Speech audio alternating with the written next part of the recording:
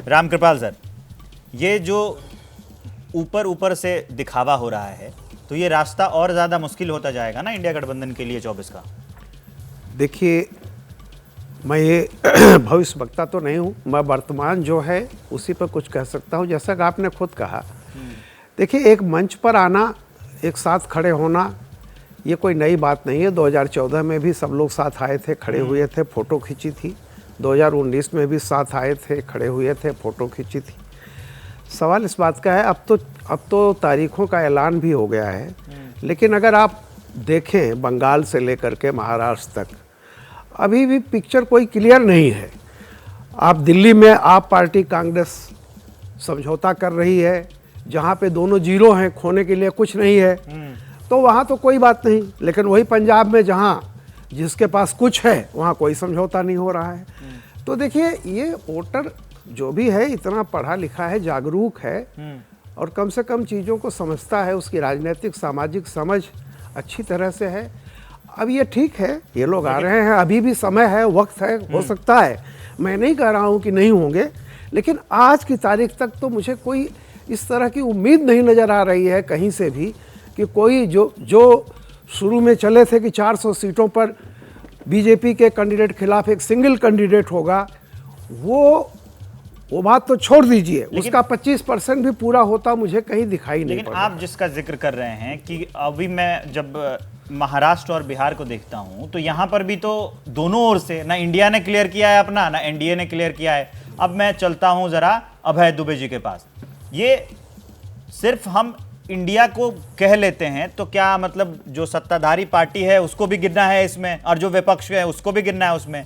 तो दो राज्य ऐसे हैं जहां पर अभी भी इन लोगों का मामला तो नहीं सेट हो पाया है ना। तो सिर्फ यही क्यों हम लोग दोष दें कि हाँ, जो इंडिया गठबंधन के अंदर का मामला है वहां पर कुछ ठीक नहीं चल रहा है, लेकिन इन दो राज्यों में यहां तो भी तो ठीक नहीं चल रहा ना एनडीए में।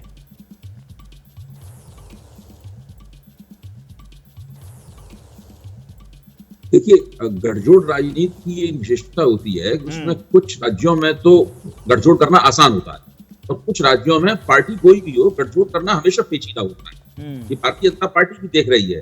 पहले से ही महाराष्ट्र में और बिहार में गठजोड़ करना भाजपा के लिए हमेशा से ही पेचीदा था, और उसकी पेचीदगी अब निकल कर सामने आ रही। बिहार में उन्होंने तय करना था कि वो रामविलास पासवान की पार्टी के दो हिस्से हुए थे, उसमें किसको अपनाएंगे, दोनों को आधा आधा देंगे या किसको नहीं अपनाएंगे।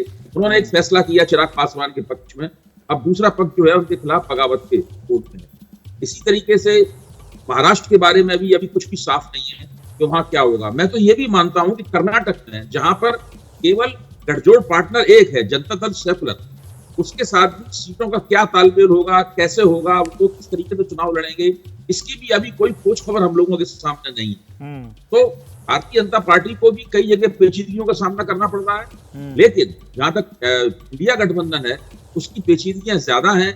और ज्यादा फैली हुई हैं, ज्यादा उलझी हुई है। कुछ उनका अपना ढील डाल है, कुछ भारतीय जनता पार्टी का जो एक राजनीतिक प्रबंधन शादी से भरा हुआ होता है, उसकी भी एक खूबी है, जिसकी वजह से वो अभी कहीं की जो विपक्षी एकता है उसका इंडेक्स पर बेहतर नहीं कर पाए। और उसी को लेकर आज यहाँ पर रैली चल रही है, कुछ ही देर में शुरुआत हो जाएगी, बड़े बड़े नेता संबोधित करेंगे। और उधर दक्षिण में प्रधानमंत्री नरेंद्र मोदी भी हैं। तो जब दक्षिण में पीएम बड़ी बड़ी रैलियां कर रहे हैं तो एक सवाल जो है लाजमी हो जाता है बीजेपी से। जफर इस्लाम साहब, आपको पूरा वक्त मिलेगा। आप ये बताइए कि दक्षिण का डर अभी भी क्या बीजेपी को सता रहा है, इंडिया को सता रहा है क्या, एनडीए को? नहीं, देखिए कोई दक्षिण का डर नहीं सता रहा है। हम अपने चादर को फैलाना चाहते हैं। अच्छा, हम अपने पैर को फैलाना चाहते हैं, अपना फुटप्रिंट्स दक्षिण में ज़्यादा बढ़ाना चाहते हैं। आप देखिए, ईस्ट से वेस्ट तक, नॉर्थ से साउथ तक, हम थोड़ा अगर कहीं पर अगर वीक रहे हैं तो वो साउथ में रहे हैं। अब साउथ में हम धीरे धीरे आगे बढ़ रहे हैं, तो आपको अंदाज होगा जब इस बार का रिजल्ट आएगा। जाहिर है मेहनत करनी है, मेहनत कर रहे हैं उसके लिए, उस दिशा में मेहनत कर रहे हैं कि वहां से हमारी जो इस बार पिछले बार है सर, और मेहनत इतनी हो रही है कि पिछले 77 दिनों में प्रधानमंत्री नरेंद्र मोदी 23 दिन दक्षिण में रहे हैं। तमिलनाडु में 8 दिन, केरल में 5 दिन, तेलंगाना में 4 दिन, लक्षद्वीप में 2 दिन, आंध्र प्रदेश में 2 दिन और कर्नाटक में 2 दिन। जी, विवेक जी, मैं ये कह रहा हूं कि पिछले बार 31-32 सीटें थी हमारी पूरे साउथ में। इस बार हमें उसको 50 प्लस में ले जाना है, 60 प्लस में ले जाना है, तो जाहिर है हमें मेहनत करनी पड़ेगी, उस दिशा में मेहनत करनी पड़ेगी। और आगे आने वाले दिनों में देखिएगा कुछ और भी रोचक इंफॉर्मेशन आपको मिलेगी साउथ से रिलेटेड। और उस पूरे एफर्ट्स में चाहे जो भी अनाउंसमेंट आए, चाहे जो भी हो, जो भी हमारी स्ट्रैटेजी हो, उस पूरे स्ट्रैटेजी का जो फाइनल रिजल्ट होगा वो हमारे मकसद कामयाब होंगे। जो हमारे पास 60 प्लस सीट चाहते हैं हम उसमें साउथ से, वो हम कहीं ना कहीं पाकर रहेंगे। इसलिए हमने कुछ गठबंधन भी किए हैं, इसलिए हमने कुछ और अच्छे अलायंस भी किए, और हम मेहनत भी कर रहे हैं। और आगे कुछ अच्छे आपको अनाउंसमेंट भी आएंगे जिससे समझ में आएगा कि हमारा स्ट्रैटेजी क्या है, और वो स्ट्रैटेजी हमको पूरा हमारा दामन भर देगा, ये पूरा यकीन है। ठीक है, जफर साहब ने अपनी स्ट्रैटेजी बता दी है।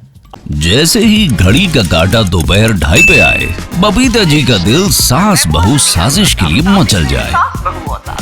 और ये है इनकी बहू, पूरे दिन ऑफिस की टेंशन हो जाए गॉन जब ये करें अपना फेवरेट शो फ्री टाइम पे ऑन। इनकी तरह आप भी देखिए अपना फेवरेट शो अपने टाइम पर, और डाउनलोड कीजिए एबीपी लाइव ऐप अपने स्मार्ट टीवी पर।